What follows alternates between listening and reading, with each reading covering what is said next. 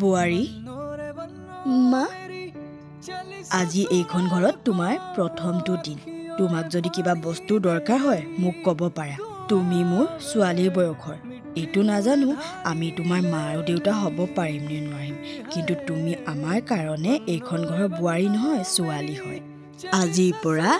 এইখন ঘৰত প্ৰতিটো কথাত তোমাৰ মাত মতাৰ অধিকাৰ আছে আৰু লগতে কিছুমান দায়িত্বও আছে বুজিছো মা মাত্ৰ তুমি আমাক লোকৰ বুলি নাভাবিলে হ'ল আৰু মইতো তোমাৰ মা হ'ব নোৱাৰিম কিন্তু যিমান পাৰোঁ তোমাৰ লগৰ হ'বলৈ চেষ্টা কৰিম মা আৰু শুনা কেতিয়াবা তোমাৰ আৰু বাবাৰ মাজত ভুল বুজাবুজি হ'ব পাৰে 10টা মানুহে 10টা কথা ক'ব কিন্তু এটা কথা সদায় মনত থবা এই সংসাৰখন তোমালোকৰ নিজৰ আমি সকলোৱে তোমালোকৰ ভাল হোৱাটোৱেই বিচাৰোঁ বাৰু